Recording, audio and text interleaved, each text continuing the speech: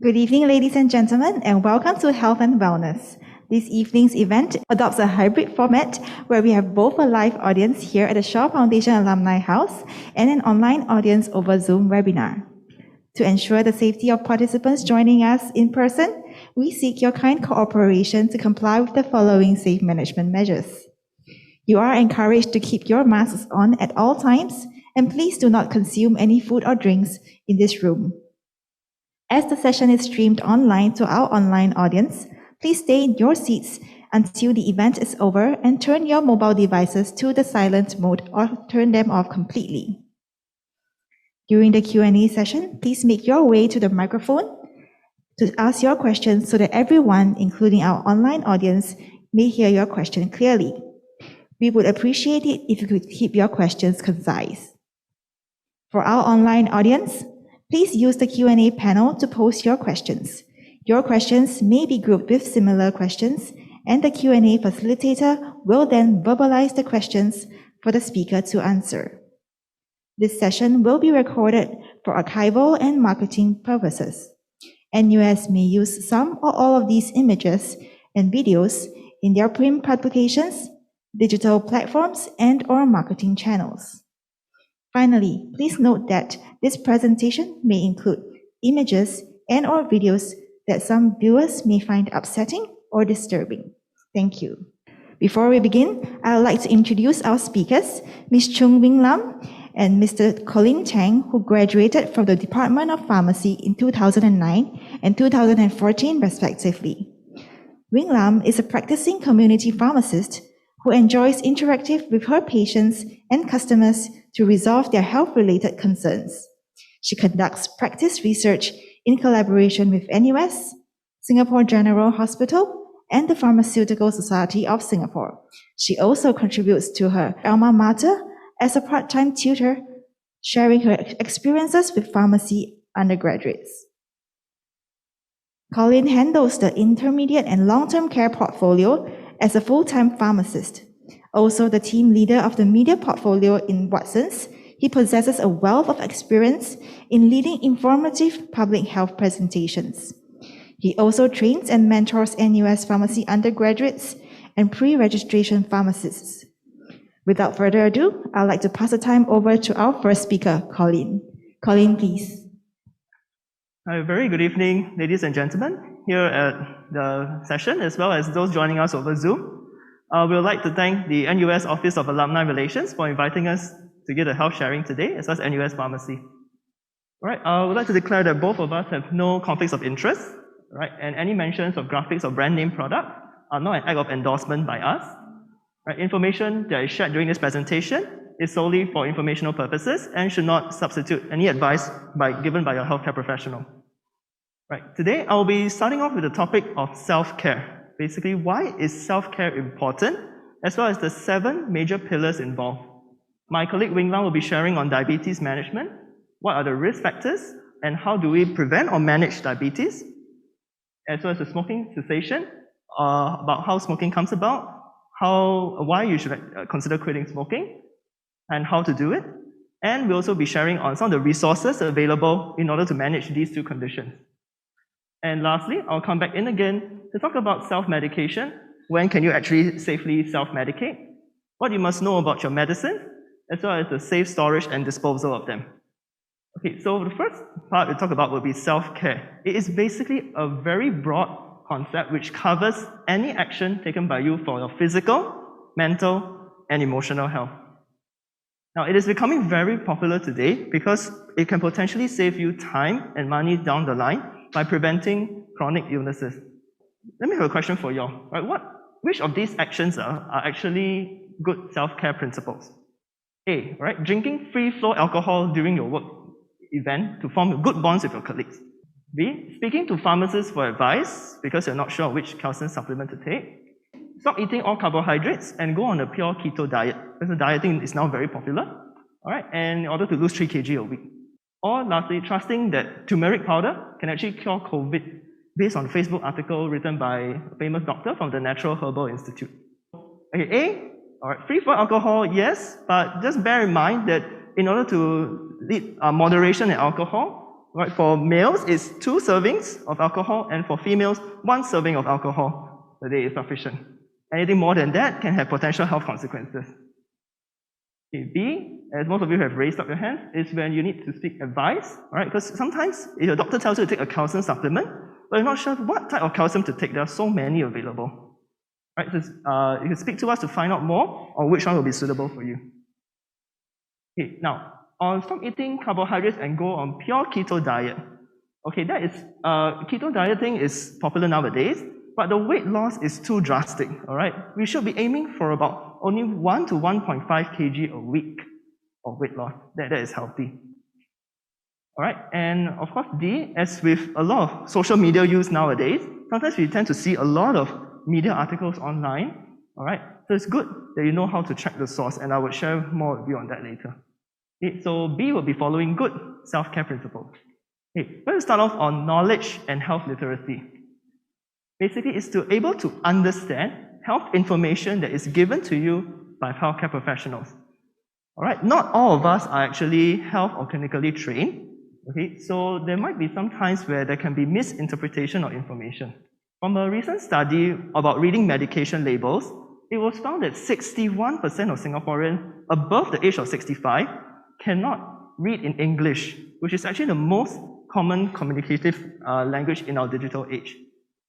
So if you have to bear in mind that if you have friends or relatives who can't understand English well, that you have to do translation for them so that they can get a complete picture and not misunderstand things.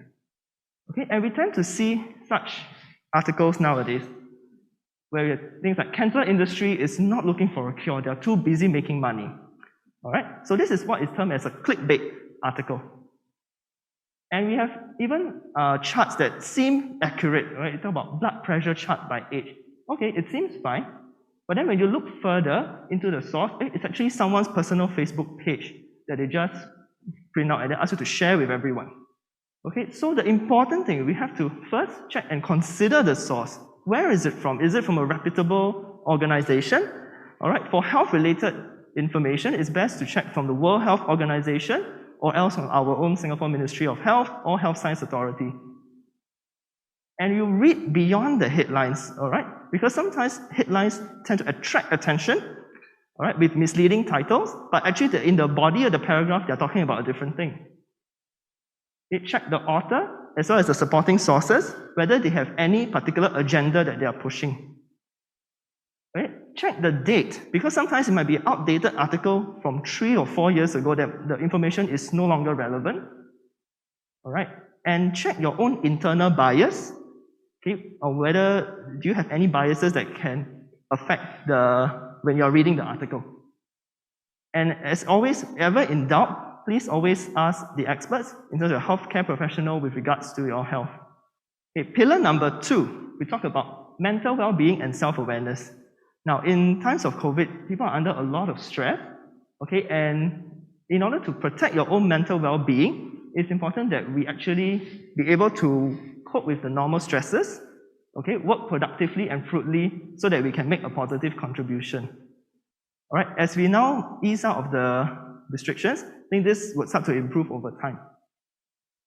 The second part on self-awareness is when you have personal, practical knowledge to your own individuals, your own health. Basically things like, do you know what is your weight right now? What is your blood pressure? And if necessary, whether you need to check for your cholesterol, your blood sugar. So we do recommend anyone who has hit the 40s or 50s to actually do a comprehensive health checkup. And it will allow yourself to know where you actually need improvement or where, in terms of your health, there are some measures you need to take. Okay, now with regards to social media use, it is something that we have to bear in mind, okay, that there are multiple studies that have shown that if you have uncontrolled social media use, it can lead to increase of anxiety, depression, and loneliness. So bear in mind that you might need to turn off all your mobile devices and handphone and leave it in a separate area or separate room to charge so that they don't disturb you. Or you turn on the do not disturb feature so that notifications don't keep on coming in when you're about to sleep.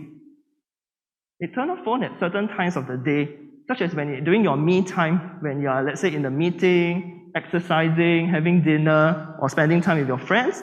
try to be aware and cognizant not to always look at your phone. All right, and importantly, set aside time each week, basically during the weekends, all right, to interact offline with your friends and family with face-to-face communication. Okay, and the third pillar would be physical activity. Now, from the recent 2019 National Health Survey, we realized that 1 in 5 Singaporeans, adult Singaporeans, are physically inactive. They do not take the correct amount of time needed to exercise. So we do recommend for 150 minutes throughout a week. So basically to space it, roughly about 30 minutes of moderate intensity exercise, at least for 5 days in a week. So moderate intensity will mean something that actually increase your heart rate. Alright, so doing housework might not be sufficient. Maybe we consider things like cycling, jogging, brisk walking. Right? But if you do have any joint pain or mobility issues, then do speak with your doctor first. Alright, the fourth pillar would be on healthy eating. So again, from the same 2019 survey, it found that 30% of Singaporeans are in the overweight category, 10% fall in the obese category. Alright, so this is when we're talking about measuring your body mass index, or BMI for short. So for Asians, alright, the normal range would be between 18.5 to 23. Alright, there are body mass index calculators online. You just need to key in your weight, alright, as well as your height in meters to get the number. Right. Another important thing to take note will be for the diet. So the Health Promotion Board has actually come up with this nice image on how your meal plate is supposed to look like. I know a lot of us will tend to have a lot of carbohydrates or rice, okay, but they should only fill up about a quarter of the plate. Okay. For protein and meat, another quarter. And lastly, half the plate should be taken up by fruits and vegetables. Okay, so if you go to the supermarket and you have a look at, let's say, different types of cooking oil, okay, you have coconut oil, canola oil, stick margarine, and even the non-dairy coffee creamer.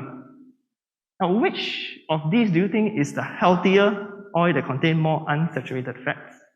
So here, we talk about is canola oil, alright? That is good oil. We have more unsaturated fats, which will be healthier for your diet. Okay, coconut oil is high in saturated fat, so use it sparingly. Margarine and non-dairy coffee creamer has trans fats, which actually stay in the body longer and it's very hard to break down. Therefore, these two are usually not commonly given nowadays. Okay, pillar number 5, risk avoidance. So these are 7 behaviors that are identified to have high risk, okay? First, make sure that your vaccines are up to date, all right? Not only for COVID, but for the rest of your other vaccinations, including your childhood one. Okay, we quit smoking, all right, which my colleague Wing Lam will share later. Practicing safe sex. Drinking alcohol in moderation, right? It's already mentioned on how much you should drink a day. Sun protection, so if you go out and even if the sky is cloudy, all right, it's still good to put on sunblock to protect our skin. Safe driving, because of putting on the seatbelt. And lastly, wearing a helmet when riding a bike or a motorcycle. Okay, so as long as you bear these 7 behaviors in mind, all right, it does avoid a lot of the risk that we face today. All right, and this one, not to be said, everybody I think is very well aware already because of COVID. Okay, talk about good hygiene habits. So it's not to wash your hands regularly before eating, sanitize your area and your environment, keep it clean, and always take a temperature. If you have feverish, that's why you see a doctor if you feel unwell. All right, and lastly, the 7th pillar is the rational use of products and services. All right, in this case, related to health. So we're talking about managing your health safely and effectively with appropriate medicines, products, and services. So basically here at the front line as pharmacists, we're here to help you to curate some medications that you can stand by at home.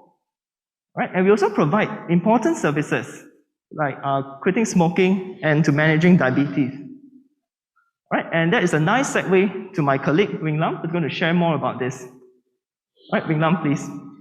Thank you, Colin. Good evening, everyone, and thank you for coming to join us in person and also on Zoom.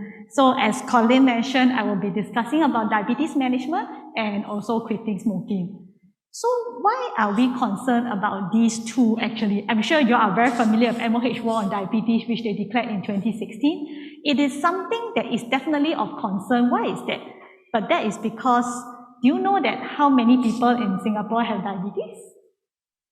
Actually, it is a lot. It is actually 40,000 people, and you can see the numbers actually increase with the years, with every national health survey they did, and also with age. Actually, the prevalence increased by age. So in the latest National Health Survey 2020, 9.5%, so that's about 10%, 1 in 10 have diabetes. So if we see in this room, we have maybe 20 people, so probably at least 2 of us will have diabetes, statistically speaking. So yeah.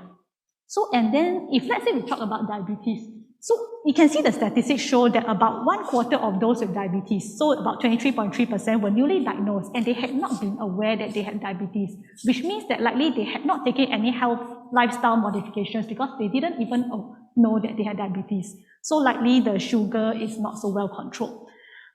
There's also another statistics which is quite alarming. About 1/4 of them, 26% who were aware and diagnosed with diabetes, about 1/4 of them actually had poor sugar control. That means despite they were aware, probably had been taking medication or lifestyle changes, however, they still had poor glucose control. And why is the concern? It's because if you have poor sugar control, there's a lot of implications which I will share later. So some people are saying, does it mean that I'm just more sweet? It's true, you're more sweet, but there's many health implications about that. So just a brief discussion about diabetes. There's actually 4 types. So there's type 1, which is an autoimmune condition due to the immune system. Type 2, which is the most common type. It's a multifactorial combination and it's high risk if overweight or physically inactive.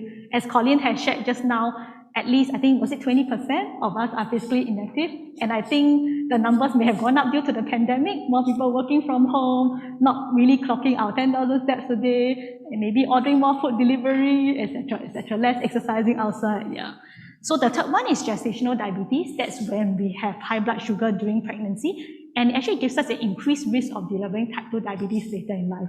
The last type is pre-diabetes, is when your blood sugar is higher than normal, but not yet high enough to be diagnosed as diabetes. I will share with you a little bit more about that later. So what actually is a risk factor for diabetes? I wanted to share, to draw your attention to this graphic by Health Hub. Actually, Health Hub has a really nice microsite on diabetes. They have a lot of nice pictures and graphics. So some risk factors would include, for example, our age, our weight, and then of course lifestyle factors. So I like this one where they grouped it into these 2 factors. The top is actually what we call the non-modifiable risk factors. That means things that we are not able to change. For example, if our family members already have a history of diabetes, or if during pregnancy they had diabetes, or the age, much as we want to, unfortunately we can't change that. So that is what we call the non-modifiable risk factors. So the second line, the group, right, is what we call the modifiable risk factors. So those are things that we can actually change and can make a difference. So for example, the body mass index, weight management. Second one is our inactive sedentary lifestyle. And the third one is unhealthy eating habits. These are things that we can actually change and can make a difference. So I will share with you a little bit more about that later. So what's wrong with being a little too sweet? So there is implications because if you have high sugar in the blood goes to everywhere in the body, right? So it will affect it will go to blood vessels everywhere, and there's this what we call the microvascular complications, which means the smaller blood vessels in the body are affected. So the smaller blood vessels are, for example, in the eyes, so they'll be affected, and so that's why sometimes you might hear that the people with diabetes, they have a bit of vision blurring, or there's a risk of going blind, unfortunately. Or I think we have heard very much about people with diabetes needing dialysis down the road because the sugar does affect the kidneys and may lead to kidney failure. So that is a major complication that we want to avoid. The third one is nerve damage. Some people, they may have the nerve numbness, tingling, pain. It's because the sugar actually does affect the nerves too. So sometimes you might find that, they might have pain, or they may have like altered sensation. They can't really feel, because the nerves have been affected by the diabetes. So another complication of concern is what we call the macrovascular. That means it affects the medium to larger blood vessels in the body. So for example, the blood vessels in the brain, diabetes will increase the risk of stroke. The blood vessels near the heart, diabetes increases the risk of heart attack. It's what we call a cardiovascular risk equivalent diabetes. That means greatly increases the risk of heart attack. And there's another thing, it actually affects the blood circulation. So if we see that some people might have cuts and wounds, especially on the feet, because when we walk, maybe we didn't realize we kicked into something. And remember earlier, they have reduced nerve sensation, right? So maybe they injured themselves, but they didn't realize. And then along with the reduced blood circulation, which actually reduces the ability to heal their wounds also, they may actually have easy infections of the wounds. And I think we have all heard about people with slow healing wounds, infections, then gangrene, then they might end up with amputation. So that's why these are some complications that we do want to avoid. So HPB has this slogan called that pre-diabetes can be reversed. So remember we said pre-diabetes is when your blood sugar is high, but not high enough to be called diagnosed as diabetes yet, but it is something that can still be reversed. So that's why we want to reverse it before it actually goes to diabetes to avoid all the complications as mentioned later. So what can we, this slogan, another catchy slogan from HPB, is called Let's Beat Diabetes, because now that we know about the implications of diabetes, how do we prevent or manage diabetes? So they have a slogan called Let's Beat Diabetes, and the BEAT each stands for a certain aspect of it. So I wanted to share with you on the B first. So it's be aware, eat right, adopt a healthy lifestyle, and take control. So be aware means at least we are aware of what is diabetes and what happens. So for B, right, under this tab, there's actually many videos on what is diabetes, and they come in actually 4 languages. So as Colin mentioned just now, there's quite a number of people who may not be so comfortable in English, or they're comfortable in other languages. So you can actually feel free to share these videos with your families and friends for them in their preferred language for them to know more about diabetes. So the next one is actually E. So that will be eat right. So they have a part on festivities also. Why they have 4 tabs and 1 part on festivities? I think if we remember for Chinese New Year, our diet is not quite the same as it usually is. And now it is actually Ramadan fasting month. So for our Muslim friends, the type of food that they eat, the timing that they eat, the portion they eat may also be a little bit different. And that will actually affect the sugar level. So for this website on the Health Hub, they do have some tips on how to manage the sugar level during the festivities, which is pretty interesting. You can check it out. I put the link at the bottom there. So speaking about food, I just wanted to seek your thoughts on this. Is there actually a special diet for people with diabetes? What do you think? So if for those that answered yes, what do you think is the diet that people with diabetes should be eating? Any suggestions or any examples of what you think they should be eating or should not be eating, for example? I think one common example is, for example, they should ideally try to avoid the sugary drinks, too much cakes and desserts, or try to eat what we call the low glycemic food. So one example is try to eat brown rice instead of white rice, right? So it's true, that is the diet that people with diabetes ideally should try to aim for. And also what Colin mentioned about portion control. Remember the HPB healthy plate that he was mentioning? Not so much of carbs and more vegetables. But then again, if we think of it, shouldn't that be the diet that all of us be eating? So those people without diabetes should also follow the same diet, right? Ideally, we should try to avoid the sugary drinks, we should try to eat low glycemic food and try to eat more vegetables, less carbs. So in this case, the answer is actually both yes and no. There is a diet that people with diabetes ideally should try to follow, but actually the rest of us without diabetes, actually we should try to follow that too. So, and after food, I wanted to move on to the next part, that's A, adopt a healthy lifestyle.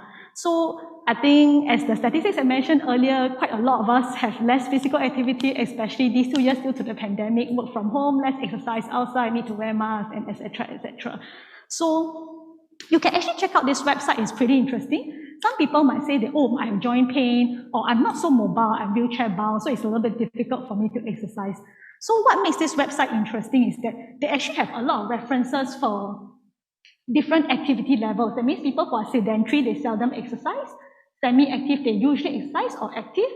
And full mobility, limited mobility, or wheelchair users, there's actually graphics and examples of the exercise that is suitable for each category. For people who don't really exercise and they want to start, usually we'll recommend them to start slowly and then increase gradually. Don't suddenly start for a full marathon, for example. And if let's say you're on wheelchair bound or limited mobility, there are exercises that are suitable for you also. So don't give up. You can still do some exercises. You can check out this website. It's pretty interesting. There's a lot of examples. So the last of the BAT is T, take control. So as we said, knowledge is power, right? So if we have more information on what to do with our condition, we can actually manage it ourselves, and that comes under the self-care as mentioned by my colleague Colin just now. So for one of these tabs under self-care, there is manage stress, fasting safely, falling sick, traveling, alcohol, smoking.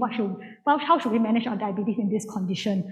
So for our Muslim friends, this month fasting. So some Muslims, with diabetes, they may wish to fast also. So there is a way actually they can fast safely. They can check out this website, and also to discuss with their care team to manage the blood sugar before they start fasting. That would be ideal lah.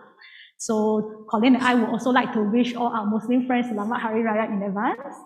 And for number 4, traveling, right? I think with the easing of travel restrictions, quite a lot of us are thinking about traveling, right? So even if you have diabetes, you can still manage your sugar well during traveling. So you can take a look at this page also. So now that we have mentioned about the BAT, so one aspect would be how should we treat diabetes?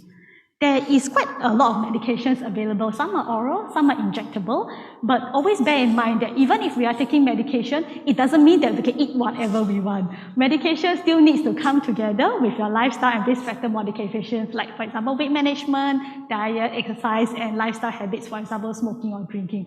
Actually, some people who are on medication for diabetes might be thinking, does it mean that I need to take this medicine forever? Is it possible that I reduce my medication, or maybe even off my medications? So I just wanted to share that actually if we control our weight, diet, exercise, and lifestyle, there is a possibility that we can actually reduce our medications. I'll share with you an example later. Actually, it is possible. So now we are talking about controlling the blood sugar, right? But so how do we actually monitor our blood glucose? How do we know whether it's controlled or not? So I wanted to share with you this graph. So for the blood sugar levels, it is possible to self-monitor at home. For example, the traditional method would be via the finger prick method, where we take a small drop of blood and measure the blood sugar. So that is what we call the snapshot blood sugar. It shows you the blood sugar at that particular point in time. So, but let's say you go for your health screening and your blood sugar is high. Then you might think that, oh, is it because today I forgot that I need to fast? So actually it's because of my breakfast. My sugar is actually not high. So how will we tell whether it's because just at that point of time the sugar is high, or actually all along it has been not well controlled? That's where we need the second measurement called the HbA1c. So what does this mean is that the HbA1c will show the average of the blood sugar over the past 3 months.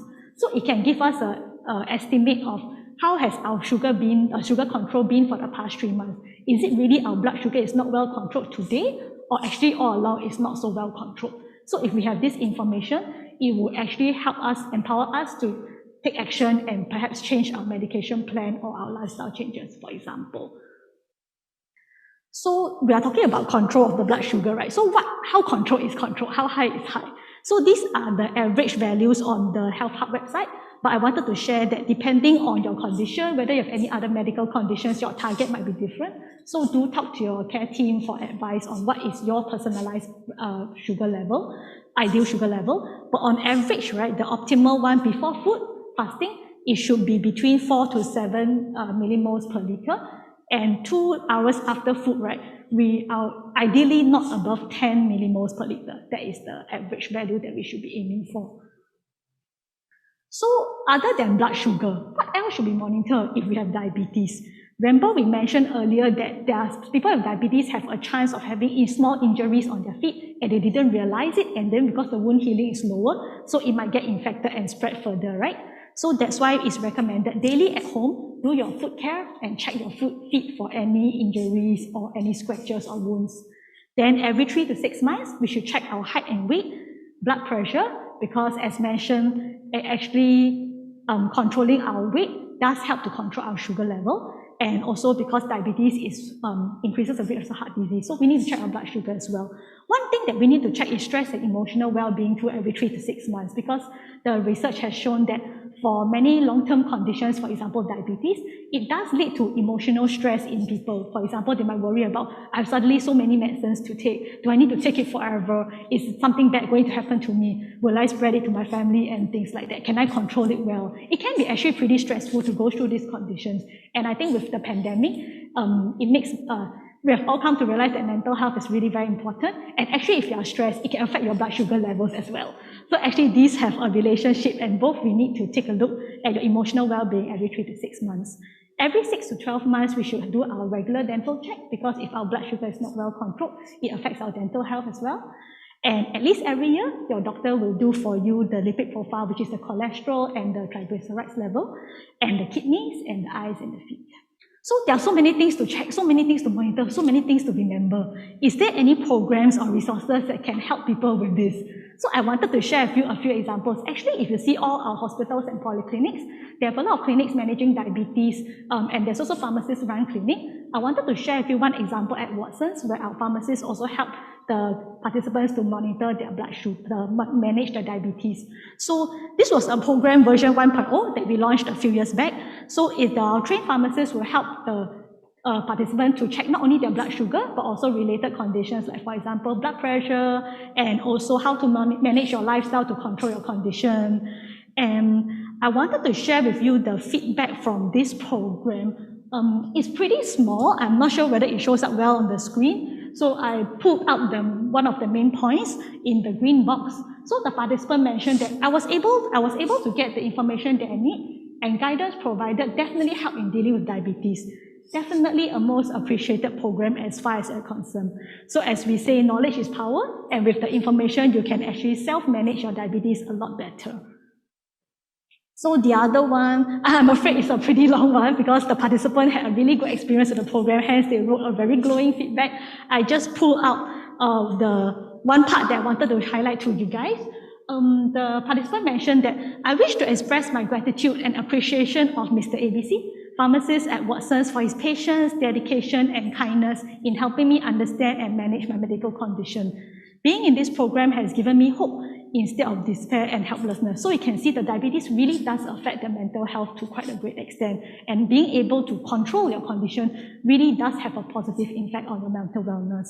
So the participant also mentioned that under his advice and guidance on lifestyle changes, particularly diet and exercise, my insulin dose has over the past few months reduced from 38 to 18 units pre-breakfast. So that's actually reduced more than half. And from 24 to 16 units pre-dinner. So that's quite significant also. So I wanted to share with you this example to show that actually with lifestyle changes, for example, diet, exercise, it is possible to reduce the amount of medicines that you're taking for diabetes. So don't give up on your lifestyle changes, especially diet and exercise, even if you're on medication. So we had a more bite-sized program launched last year. It's called the Diabetes Care Lite. Why we did this was because for us to know whether our diabetes is well controlled, we need to monitor our sugar, right? But the traditional way is actually the finger prick method, which some people found that it's a bit cumbersome or uncomfortable, and because of that, they didn't really monitor very often. So with that, we don't know whether the sugar, if we don't have the information, then it's difficult for us to make the decision on how to manage our condition. Hence, we had a collaboration with Abbott using the Libre sensor. Maybe some of you are using it. It's actually what we call the continuous glucose monitor, which you put here as per the photo, and then you download the app on your handphone and just scan to see the sugar level. So it's something pretty handy, and you can scan as many times as you like to see your blood sugar trend throughout the day. And some people find it more convenient than pricking the finger every time. So what we hope to achieve in this collaboration program is to build rapport and empower participants to manage any concerns on using their sensor. And we actually have a complimentary follow-up in 14 days by the pharmacist to address any queries, for example, on how to use the sensor or how to interpret the glucose values from there. How does this program work? The participants will share their glucose readings with the pharmacist via Libre View. It's actually a program inside the app, and they will be provided guidance on safe and effective use of the Libre sensor. So for example, how to assemble and activate the sensor, how to interpret their glucose levels from the report. And there were some goodie packs containing the vouchers that were given out upon completion of the follow-up in 14 days. So the feedback from this program was that the vouchers do provide cost savings to participants, and the participants engage better with pharmacists to improve their blood glucose level.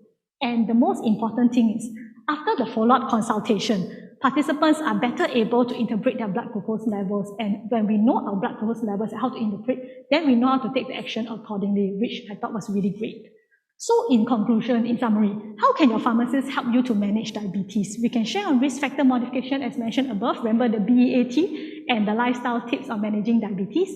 We can help to explain about usage of glucose meters and address your concerns. and work with the client to optimize your lifestyle based on the glucose readings. And then this is, I think we call the data-driven approach. And we can also provide counseling on medications. For example, how to optimize the medications to reduce the side effects, whether you need to take before or after food, because that can actually affect the effectiveness of the medications, and help you track for interactions with your diabetes medicines and with food. So that's all on diabetes. I wanted to share with you on another pharmacy service that we provide, which is quitting smoking, which also has public health implications, not only for us, but also society in general. About smoking, right, it's actually a global issue. More than 8 million people are killed globally by tobacco every year. So let's think of it in context. What's the population of Singapore? About 5.5, 5.6 million? So if we see this, actually about 1.5 times the population of Singapore is actually killed globally by tobacco per year. And actually 1.2 million were actually non-smokers exposed to secondhand smoke. That means they are not even smoking. However, they pass away due to being exposed to secondhand smoke. And 1 person dies every 4 seconds globally due to tobacco. So if we count, 1, 2, 3, 4. Unfortunately, someone around the world has died due to tobacco exposure. So what about in Singapore then? So we can see from the statistics, the prevalence rates in Singapore has been going down. The latest MOH National Population Health Survey in 2020 showed that daily smokers about 10% of the population, males 17%, females 3.4%. So you can see the percent is higher for males versus females. And average cigarettes a day for males was about 13 versus females about 10. So that's about half to slightly more than half pack a day. So you can see that in Singapore, right? So another topic that is, I think, quite hotly debated nowadays is about e-cigarettes. So is it safer or is it actually similar to normal cigarette smoking? So research has shown that e-cigarettes are associated with polysubstance use, that means multiple drug use, and risky American health behaviors in American use, and it's also associated with lung injuries. So it's not really just nicotine in water or very harmless. So it's actually banned in Singapore currently, as we are aware. Not only in Singapore actually, but 37 countries, including Australia, Bhutan, Brunei, Nepal. But you can see that I think local media did find that there are people selling these items online and on messaging apps. And if let's say you go to Clarke Quay or certain night spots, you will find that there's quite a lot of people vaping and fairly openly. I think MOH posted a message on their Facebook, I think about 2 weeks back, about what is vaping and what is e-cigarettes. Is it really as harmless as it's made out to be? So you can actually check out their posts. It's pretty interesting with all the infographics. So actually, what is the concern about smoking? There's a few things that we are concerned about: the smoker's own health and people around them. So if we talk about the smoker's own health, in the US, right, actually, do you know that cigarette smoking is the leading #1 cause of preventable death? And smoking actually causes more deaths per year than the following 5 causes combined: HIV, illegal drug use, alcohol use, motor vehicle injuries, and firearm-related incidents. So you add the deaths from these 5 conditions all together, and smoking still exceeds them. So what about in Singapore? Smoking kills about 2,500 smokers and 250 non-smokers per year, and about 6 Singaporeans die prematurely from smoking-related diseases each day. So that's 6 a day. So again, I think there's another thing about so what about people around them? It's about secondhand smoke, right? I think recently you all have seen a lot of parliamentary discussion about secondhand smoke and what can be done about it. So there's also to think about secondhand smoke is that opening windows in buildings or vehicles, they may get rid of the smell, but unfortunately they don't protect one from contact with smoke and vapor. If let's say we have neighbors who smoke, I think you understand very well what it means. And actually, so what about secondhand smoke? It actually also contains about 7,000 chemicals, out of which hundreds are toxic and about 70 can cause cancer. So that's why secondhand smoke is also shown to kill, as we have seen in the statistics earlier. And since about 80 years ago, 2.5 million adults, so let's put that in context, about half the population of Singapore, they unfortunately died because they breathed in secondhand smoke. So we've talked about second-hand smoke, right? So I wanted to share with you all this concept about third-hand smoke. There's actually this thing called third-hand smoke, and it refers to the residue and gases of tobacco smoke. It builds up on surfaces, furniture, clothing, carpets, for example, and it can last for months actually on indoor surfaces. And the nicotine residues can actually soak into the smoker's skin and clothes, even when they smoke outside. So I think we have heard a lot of people say, oh, no, it doesn't affect my family because I smoke outside, I don't smoke at home. But maybe they are not aware of this third-hand smoke. Even if they smoke outside, when they come back home, the cigarette smoke does actually stick on the clothes and hair, and let's say when they interact with the family, they hug the kids, unfortunately it still affects. And I think many of us are thinking about traveling, so when you go to the hotel overseas, right, if let's say you happen to book a room on a smoking floor, even though your room nobody is smoking, I think you will smell the smoke on the carpet, maybe the curtains, the lift lobby, because that is what this is about, third-hand smoke. Yeah. So other than physical health, there's one aspect, it will actually hurt the financial health, because smoking, I think, is pretty expensive. There was one smoker who tried to quit. He described to me as, I want to quit because if I smoke, it's literally burning money. So I don't want to waste my money this way. I said, okay. So that's his motivation. Yeah. I think we're all very well aware of this. Smoking actually causes many chronic diseases, stroke, heart attack, pneumonia, but it also causes things like hip fracture, because it actually weakens our bones. And also things like blindness, because the nicotine in the cigarette causes what we call vasoconstriction. That means your blood vessels constrict, become smaller, so your circulation is reduced. And remember, we talked about the small blood vessels in the eyes, right? So unfortunately, it can actually lead to blindness as well for smoking. And of course, it can lead to cosmetic changes like wrinkling on the skin, and also poor dental health and slow healing wounds, again, because of the poor blood circulation. So there's actually many aspects to smoking. So remember, we were talking about diabetes, right? So I wanted to give you an example of how smoking affects chronic diseases, for example, diabetes.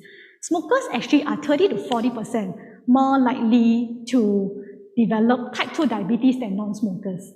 And if, let's say, the person already has diabetes, smoking actually makes managing diabetes more difficult, because high levels of nicotine can actually lessen the effects of insulin.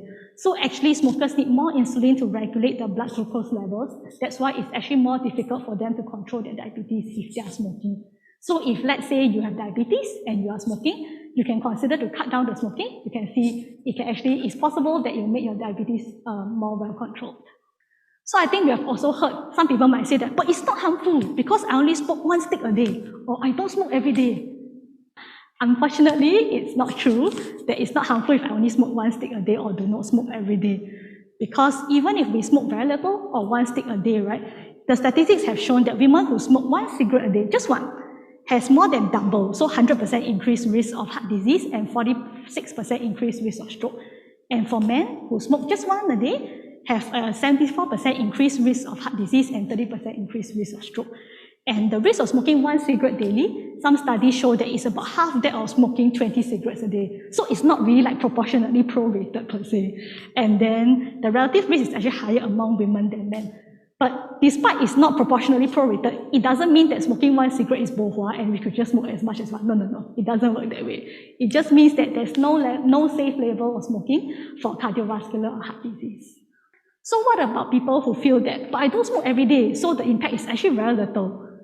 Unfortunately, the data has shown that there's increased mortality, which is risk of death, even for infrequent smokers. So for example, daily smokers, right, they have 2.32 times of higher mortality risk. That means about twice the rate of risk of death. And lifelong non-daily smokers actually is 1.82 times. So it's also almost about 2 times. And even at 6 to 10 cigarettes a month, so that is about, if they smoke about every 3 to 5 days, so let's say that's like twice a week. So unfortunately, they still have increased risk of death. And of course, the more they smoke, the higher intensity, there's an increased risk. But don't despair. If they reduce from daily to non-daily smoking, the risk will decrease. But the risk is still higher than former smokers who have already quit 10 or more years ago, and of course, higher than never smokers. So again, the message is the same. There is no safe level of smoking, and if they quit, the risk can actually go down. So there are many concerns from people on quitting smoking. So I'm sure that many of us have heard this concern. If I quit, I think I will die immediately. My friend or family or neighbor who quit die immediately. Or I've smoked for so many years already, it's too late for me to quit. Or I've quit before and it didn't work, so I don't think I will try again. So these are very common concerns, and it's a very reasonable concern actually. So there's actually this section of so-called FAQs and the answers on the Health Hub website. I put the link there, you can check it out. And there are also quite a lot of queries on vaping. Some people might feel that vaping is not smoking and it's actually safer. So is that really true? Again, you can check out the list of questions on the Health Hub website. I've put the link over there. When let's say you try to encourage your friends and family to quit, it's actually not easy, because actually there is a few aspects to the dependence on smoking. So some people might have what we call a physiological dependence because the nicotine in the cigarettes is actually addictive. Some people, you might heard people say that, oh, if I don't smoke, I can't function. I feel sleepy, I can't go to the toilet, I can't concentrate properly. That one is, part of it is due to the nicotine addiction. And then another is a behavioral dependence. I think you've seen people who, oh, after meals, I must smoke. Then when I'm walking home, I will smoke, things like that. Because it becomes a habit, it becomes part of the lifestyle. And another is the psychological dependence. So for some people, they smoke because they're stressed, or let's say when they're happy or when they're sad, they will smoke. So for some people, they use it as a stress management mechanism. So that's why if let's say they want to quit, right, there's quite a lot of aspects that they need to look at. It may not be as simple as saying just do it, just quit. It may not be that simple. And so they need to address all these dependencies, and they may need to, for example, find alternative methods to, let's say, coping with stress, stress relief methods, if let's say they're using smoking as their stress relief method, for example. I wanted to introduce to you this concept of the decisional balance. So some people, when they quit smoking, right, we will ask them to write this down. So basically, it's not only for only quitting smoking, but with making any major decisions, you can consider this method. So basically, it's the pros and cons of your current situation versus the pros and cons of the change you want to make, the option you're thinking of going towards. So in this case, it is continue to smoke versus quitting smoking. So if you see the left-hand side, the two boxes. So what I like about smoking is, versus what concerns me about quitting is, so in summary, is the pros and cons of smoking.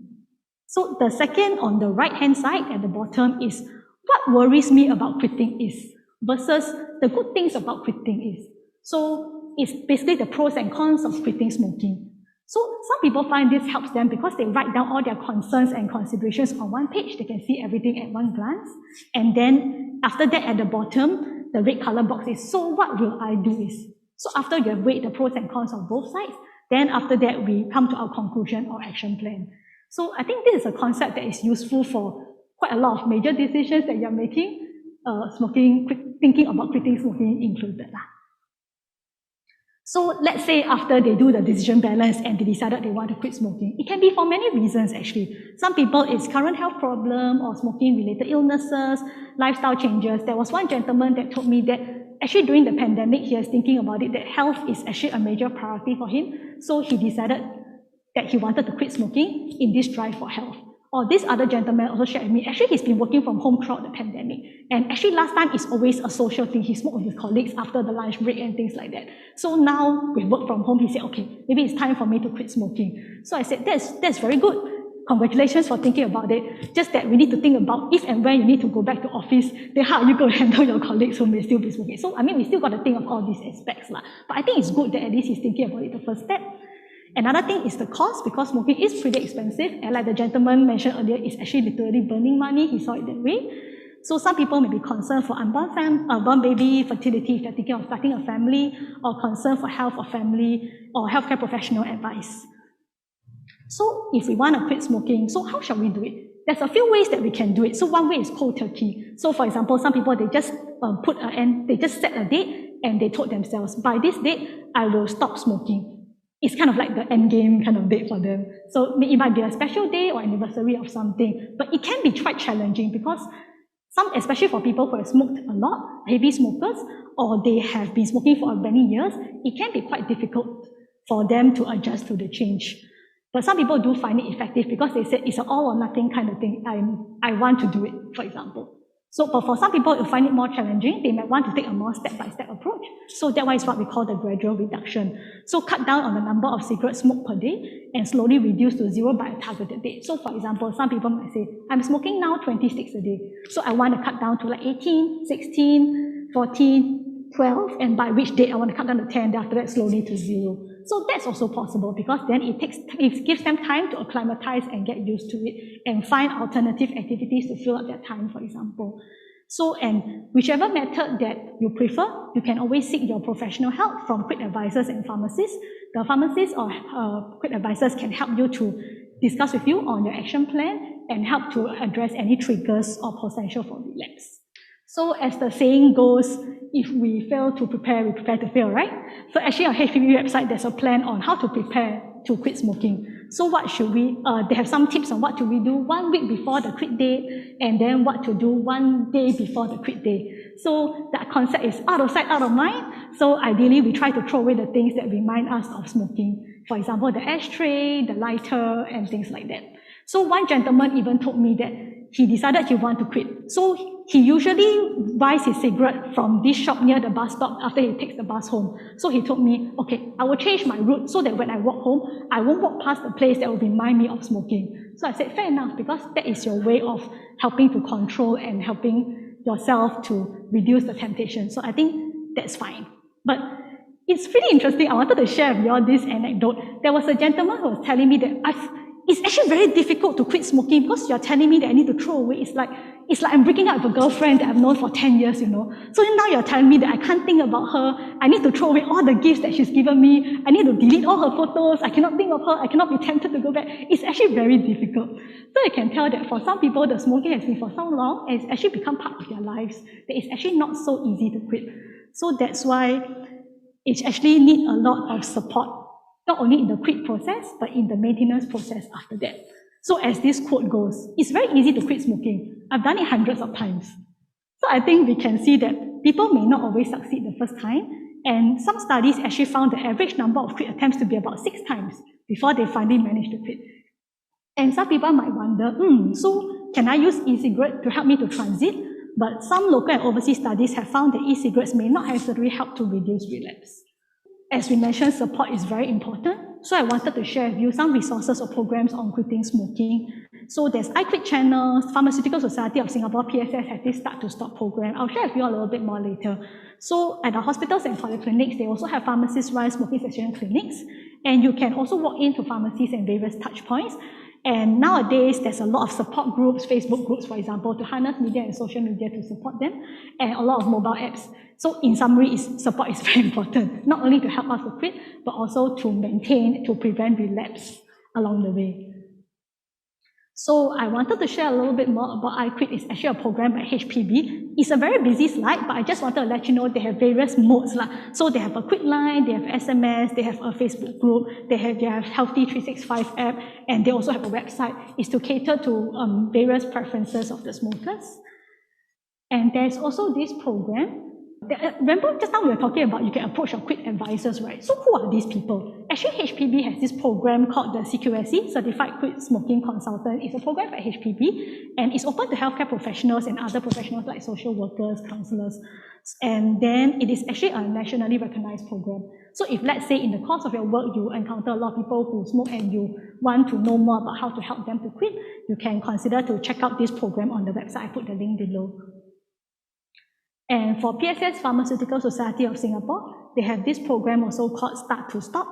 And then it's actually a customized 6 weeks quit smoking program. And it actually comprises of both face-to-face and telephone counseling sessions. So it's kind of like a hybrid program, like today's session. And there's a lot of online education and sharing. For example, my colleague Juliati did a Facebook Live sharing last year on quitting smoking and some tips. You can scan the QR code or check out the video for some tips from her. So in conclusion, how can your pharmacist help you to quit smoking? There's a few things that we can help to do. We can work with the client to discover the harms of smoking and benefits of quitting for the individual, the decisional balance. We can discuss with the client to customize a timeline and plan for quitting smoking, identify triggers and how to manage them. If necessary, we can suggest medications, for example, nicotine replacement therapy, or tips to aid in the quit smoking journey, and follow up on clients' progress and address relapse and how to continue on after the relapse. So that's all from me for quitting smoking. And the next topic that we wanted to talk about is about self-medication and medication storage. I think with the pandemic, right, many of us now have a stash of medications at home for small minor ailments, for example, cough, cold, flu. And it's because sometimes the clinics may be crowded or we don't really want to queue, for example. But how do we know what kind of medicines that is suitable for us to keep at home? What conditions can we self-medicate? And actually, how do we store and maintain those medications?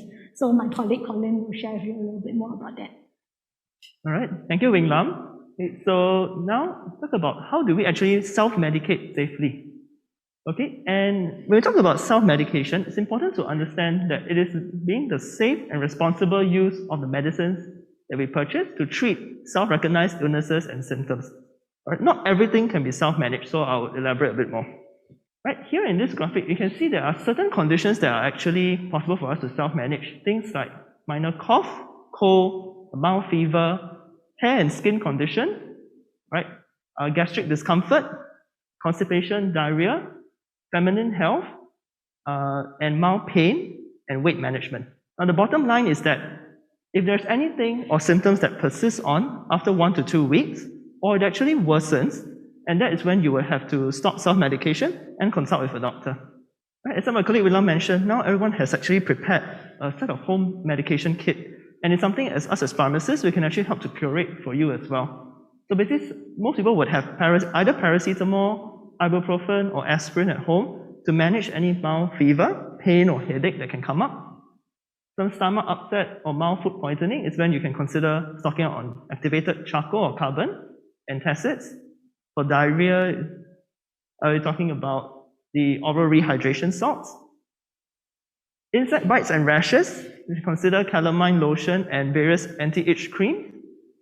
A thermometer, hot and cold pack, antiseptic hand wash, and maybe possibly a ready-made first aid kit in case you have minor injuries, cuts, burn. All right, and of course the face mask as well. Okay, so this list is still non-exhaustive. There are many other products to consider and to tailor to each individual. Okay, so what are some situations where you should not self-medicate? Okay, chronic health conditions, right? We're talking about high blood pressure, diabetes, high cholesterol, and so on. That's when you should always seek a healthcare professional for advice. They can actually have to do some blood tests or lab work in order to recommend the correct medications for you. Right, so in the case of signs of infection or inflammation, so we're talking about things like on skin conditions, where you have yellow pus, swelling, redness, tenderness, or the area feels a bit hot to touch. Right, so these are signs of infection that would possibly need to refer you over to a doctor in order to obtain antibiotics. Right, sometimes even for special populations, young infants, children, elderly, pregnancy, or lactating, right? In these groups of people, it's always best to speak with a healthcare professional, okay, like us pharmacists as well, in order for us to know more about your condition and recommend you a more appropriate medications or measures to manage it. Okay. Persistent fever, all right, undergoing fever usually at a range of above 38 degrees for more 2 or 3 days or more is when you should refer to see a doctor. Right, and pain and or blood on urination is also something that you need to watch out for. Okay, and there are some situations where it's even more serious and it requires more immediate emergency attention. We talk about change in level of consciousness, that means fainting, because it's very something that is where you would definitely want to call an ambulance already at that point in time. Chest pain, you find difficulty speaking or you have slurred speech, all right, that is when we tend to suspect there might be some stroke or some nerve condition happening. Bleeding, bruising with unknown causes, right, or persistent and severe vomiting non-stop. And what must you know about your medicine? So when you actually see the medication bottle or the label, take note of things like the brand name, what we call as the generic drug name, which is usually a very long name that can be very hard to pronounce. All right.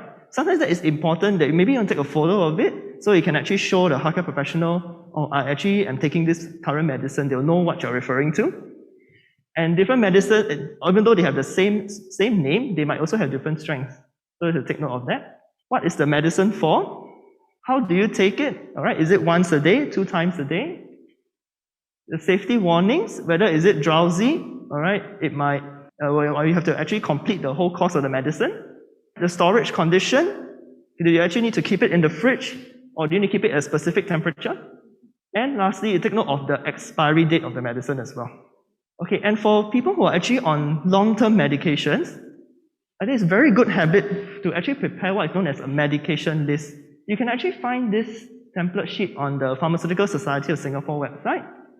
You're basically actually you're actually writing down the medication name and the strength, how to take, and what is it used for. Now, this list will help our job tremendously, especially when you bring it for doctor's appointment visits, all right, or to actually see your pharmacist. So we can actually know at one glance, what are you actually taking? This list also will include things like your medical condition and your drug allergies as well. Okay, and we talk about how we actually store medicines. I'm pretty sure some of us, the fridge might look like this, okay? Now, it is less than ideal because, if you notice, there's actually two different bottles that contain red color solution. So imagine if you wake up in the middle of the night and you're not feeling well, okay, you're having a head cold, you actually want to go and grab the cough syrup, which is red in color, but you accidentally take the other bottle, alright, which is also red in color, but it's actually a gargle, and you swallow it. Alright, it can potentially lead to some side effects that you do not want. Okay, so let me share with you how you should actually organize your medication. Another important thing, not every medicine that you have needs to be in the fridge. Basically, you will be looking at the label or the box to tell you whether the medicine actually needs to be refrigerated or not. Or otherwise, if you're unsure, you can always check with us pharmacists. Okay, so yeah, first as mentioned, not all medicines need to be refrigerated, so check the label. And also, there are some people who have a tendency to put all their medicines inside the bathroom or those bath with a mirror cupboard that you can place it behind. Now, just note that this might not be the most ideal place, especially in Singapore's climate, because we're actually very humid. And when we take hot or warm shower, it will increase the humidity level inside the bathroom. Therefore, the best place to actually store your medicines would be in a cool, dry place, usually in a box. You keep it in a drawer. Okay, another issue with storage is if you accidentally expose your medicines to sunlight and heat. Okay? So again, ideal place, cool and dark. Put it into a box and keep it in the drawer. Never expose it to sunlight because it will degrade the medicine and then decrease its effectiveness. Right? And also try to make sure that the area is where your children cannot easily access it. Right? Because children will tend to think of the medicines that are very colorful, they look like candy, and then they accidentally ingest it. Alright, and to keep your medicines organized, you can arrange them by putting all the tablets into one side. Your most commonly taken medications can be in a box, or maybe even in the pill box as well, to help you with organization. And then the creams can be on one area. Right? So as long as you don't clutter or throw all your medicines into just one bin, alright, you will be better organized. Okay, the next thing to talk about is the expiry dates on medicine. So when is it considered safe or not safe for consumption? So here I actually got 4 scenarios to share. First one, you have a painkiller tablet that is stored in your cupboard. Expiry date is June this year. Okay, so the question is, which of these 4 scenarios is where it's safe for you to consume the medicine? Okay, you have cough syrup that was opened last year in August. Expiry date on the bottle is September 2022. You have an unopened box of tablets that you left in your car, okay, exposed under the sun for 2 weeks. Expiry date is in 2024. Or you have open eye drops that since January 2020. Okay, and the expiry date states is December 2023. So looking through these 4, right, which of them can you still safely consume? Right. Okay, so A is pretty straightforward. Yes. Okay, it is still within the expiry date before June 2022, and you kept it in the correct condition in the cupboard, cool and dry place. Now, cough syrup opened since last year, August. That's why you have to be a bit more careful. Generally speaking, syrups are good for up to 6 months upon opening, okay, unless stated otherwise on the packaging. Alright, so if it's last year, August, it's too long already. You might have to check whether there's any change to the appearance or the taste. Now, unopened box left in the car exposed to heat and hot sun is definitely something that you might need to consider throwing away because it has been degraded over such a long period of time. And eye drops, you have to be careful also. Usually for most medicated eye drops, it is only good for 1 month after opening. So it's been more than 1.5 years already. That's when you can consider throwing it away. Okay, and how we throw away medicines also, alright, you have something to take note of. So there are a few reasons why we need to throw away medications. They are either expired, or you have no idea what the expiry date is because the strip has been cut or the label has been torn away. You have unknown medications, alright, not labeled. You have no idea what it is for. They are no longer required. It means the doctor has informed you that you do not need to take it anymore. Or it has the changes in its appearance in terms of the color, the smell, the taste. Right? So you sort it out into 2 categories. Just take note, ideally, anti-cancer medications, antibiotics, vaccines, which I think most of you should not have it at home, alright? But just to bear in mind, medications that can be easily misused, okay, or you do not want your kids to actually accidentally touch them, you can package it separately. And all the rest of your other medications you put into another separate bag. If you're not too sure about this, you can always check with the pharmacist as well. Okay, and once it has been sorted, all right, take note that actually right now, most medication labels do not come with the IC number or the address on it already, unless if you still have very old medicines or old labels, use a black marker to strike away or try to tear out the label before you discard your medicine, because these will contain some of the personal identifiers. Okay, so those that have already set aside the special category, which are anti-cancer antibiotics, you can pack it and then deposit us at the pharmacy. We can help you dispose of these more sensitive medications. The rest of the other medicines, generally you can pack it, all right, seal it tightly before throwing it into your rubbish chute. Right, so with regards to the whole concept of self-medication, the bottom line is that you have to take note on when you can safely self-medicate and when you should not. If there's any questions or doubts, always check with a pharmacist or a healthcare professional. Okay, and we come to the end of our sharing for today, and now we will start to take questions from the floor. In type 2 diabetes, I know there is a test to measure glucose level in blood, but are there any tests to measure the level of insulin generated to bring down glucose? If yes, what is the name of this test? Because if the amount of insulin generated to keep the glucose normal increasing year after year, isn't this also bad? So thank you for the question. I will take that. There are tests to measure the amount of insulin generated, but it's not really done routinely. Usually, routinely what we measure is actually the sugar level and the HbA1c as mentioned. But it's a good point you have. And actually the amount of insulin that we produce in the body, right, it actually varies definitely not only year to year, but also day by day, because it depends on the amount of food that we ate and also the activity level that we have, because our pancreas actually produces insulin by itself naturally to help to maintain your blood glucose level. So depending on the food that you ate that day, then the amount of insulin you produce may also vary. But it's a good point you have. Thank you for raising the question, because it has this concept, what we call insulin resistance. It means that even for the same amount of glucose that we have in our body, the body needs more insulin to help to control that same amount of glucose, because the body actually starts to become more and more resistant to the amount of insulin. So you actually need more and more to produce the same effect. So that is, like you said, it is not good. So it's a good question you have. Thanks for sharing. Okay, another question related to diabetes. At what age should we screen for diabetes? As normal people, we don't even use the test kit for diabetes. So should we also buy one to test regularly?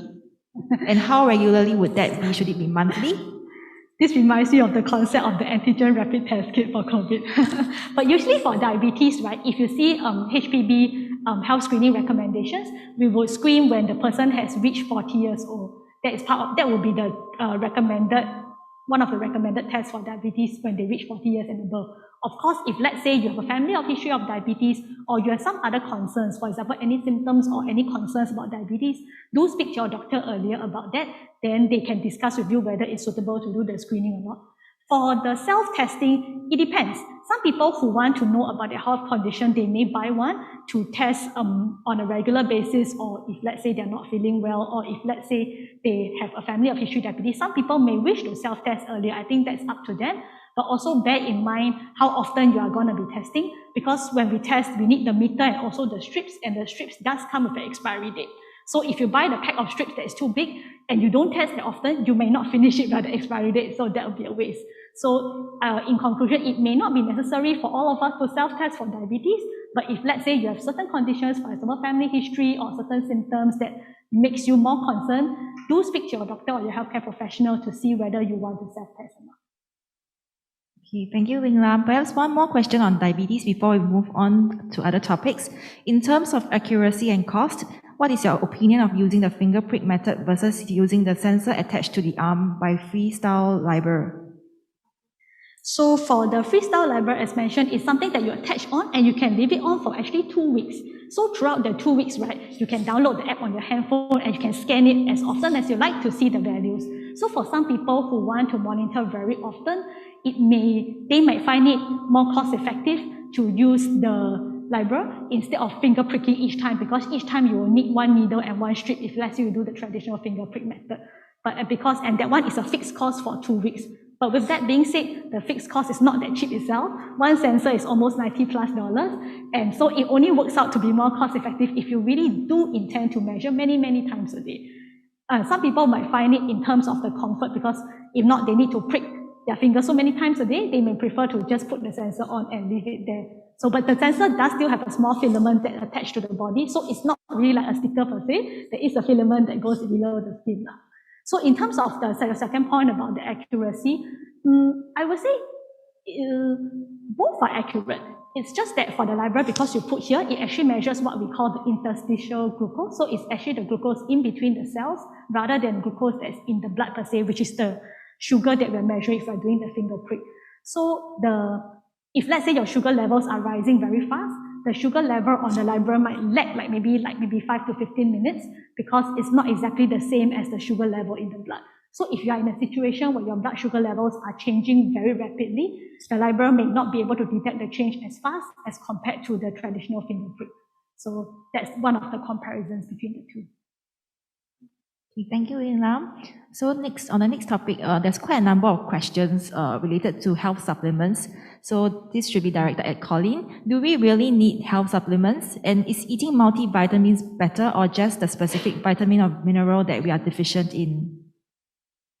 Okay, so for those who have very specific vitamin or mineral deficiencies, that's when you actually be recommended usually by a doctor, or even when you see your laboratory results, to actually correct that kind of deficiency. That's when you need to go for more specific vitamins and minerals. And generally speaking, for someone who needs multivitamins, all right, is maybe if you're not adequate in terms of your diet. They say, for example, consideration would be someone who is vegetarian or who is more picky eater and doesn't really take specific types of food groups where they might be lacking in certain vitamins and minerals. That's people who will consider taking a multivitamin. Okay, another question on supplements. Is there a reliable source we can go to check on the efficacy of specific supplements? In terms of curated sources that have done so, okay, one of them would you can consider would be a local one, which is Health Hub, which is actually governed by the Health Promotion Board. Another one to consider would be WebMD, WEBMD, that has also a very substantial, comprehensive vitamin and supplement database, where they actually do a lot more on evidence-based, collecting the clinical research and then making the kind of recommendation on who would need a certain kind of vitamin or supplement. Okay, another question on supplements taking. This attendee mentioned that he knows of a few elderlies who believe that their daily medications need to be taken at 5 minutes spacing. Example, losartan at 7 a.m., furosemide at 7:05 a.m., and atorvastatin at 7:10. Is there really a need to space the medications this way? For the medications that you've mentioned, losartan, furosemide, it is not necessary unless there's usually for these medicines that do not have interactions with each other, they can always be taken together at the same time. Even for things like vitamins and supplements, we will have to take a look closely, all right, at what medications you are taking, and also what vitamins and supplements you intend on starting. And then we can recommend whether should you actually space them apart.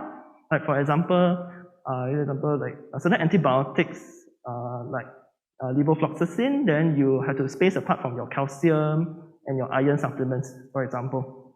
So we'll examine it closely and then determine whether you need to space supplements and medicines apart. And do you have any recommendations of supplements to take for osteoarthritis and low white blood count? Okay, first, just I think it's osteoarthritis. I believe that would be a joint pain, a long-term chronic joint pain. Basically, it's like a wear and tear of your joints, most likely affecting the knees or not the shoulders. Okay, that one, if you're talking about supplements, you should consider glucosamine supplements. All right, so we can consider that to try. Usually, they will be on it for about 2 to 3 months, all right, to see if there's any effect of the supplement. If there isn't any improvement to the pain or the mobility, then you can consider stopping it. Okay, thank you very much, Colleen. In view of the time, we will move on to a different topic on the topic of smoking, directed at Wing Lam. Is inhaling incense also a form of third-hand smoke? I always have problems breathing when my family starts lighting scented incense. Thank you for the question. I guess it's not really a third-hand smoke per se, because third-hand smoke refers to something that stuck onto the surfaces, and your carpets, curtains, for example. Unless, if let's say they lit the incense some time ago, and they already removed the incense, and when you enter the room, you still can smell it, and you still feel difficulty breathing. Okay, then maybe that's the concept of third-hand smoke. But if let's say they are in the room burning the incense, and you walk in and you feel uncomfortable, that is probably first-hand per se. But it's true that some people, the airways may be a bit more sensitive. They may feel uncomfortable when breathing in the incense because it can be an irritant to their more sensitive airways. So it is possible. Okay. Also, there's an attendee who is very concerned after you have shared about the second and third hand smoke. So what can non-smokers do to protect ourselves? That one would be a bit challenging because, like you said, if let's say your neighbors are the ones smoking, there's only so much you can do. Even if you buy air purifiers, I think we're aware that because cigarette smoke is a very, very small particle, your air purifiers will not be able to remove them 100%, and we can't always close all the windows and turn on the aircon nowadays because we know electricity price is going up also. So it is quite challenging, definitely. So of course, we try to avoid them whenever possible, but like you said, sometimes it's not possible. So if possible, maybe we try to close the windows if possible, or else it is actually pretty challenging. Of course, we try to avoid. So for example, go to smoke-free areas. Quite a lot of places are smoke-free nowadays. For example, parks, and in Singapore, we're fortunate that air-conditioned places are all non-smoking, for example. So we might want to frequent non-smoking places instead of, and then try to avoid those smoking zones or where people tend to throw their cigarettes. Then there's probably some still secondhand smoke coming out from there. Okay, thank you. So for consultation and follow-up sessions with a pharmacist to quit smoking, will there be a charge? If so, what is the charge like? I think different programs will charge differently. So for example, there's programs at the hospitals, there's programs at the polyclinics, then the Pharmaceutical Society of Singapore program that I mentioned also, they do have follow-ups also. So it's difficult to say because different programs will charge differently. But no worries, you can always check out the relevant resources and their websites. Usually they'll have stated their charge there. Is it recommended to keep medication in the fridge to extend the expiry date? Yeah, that's a good question. It's a common question that we also actually get. If I, let's say, put medicine inside the fridge, can it last longer? Right, the answer is no. Okay, so if you strictly follow what is actually on the packaging, all right, so if it is already past a particular expiry date, it means that the medication inside or the preservative used for the medicine will have started to degrade. All right, and even for those, you have to watch out. Some medicines you can only store maybe about 1 week to 1 month after you open. So the label will clearly indicate that, and you will have to follow accordingly. Okay, another question on supplements. Some vitamins sold in retail are chemically made instead of from fruits. Is there any difference in terms of the absorption by the body? In terms of maybe if you consider like man-made versus natural, not always the case. So, as we know, most of the supplements are actually in terms of man-made. It is less common that we actually see supplements that are actually derived straight from the food source itself. Right. So, in terms of absorption-wise, because when they already done the studies for the particular supplement, in which the absorption rate is sufficient, that the amount that they are actually selling for the particular supplement is enough to be absorbed in your body already, and it should be absorbed also in the right amount. Yeah, but if anything that you're unclear, you can always check with us. Okay, another question. Can we mix the Western medicine with TCM within the same day? Okay, we're talking about traditional Chinese medicine versus Western medicine. All right, okay, as a general advice, most of the time they actually can be taken in the same day, or sometimes even can be taken at the same time.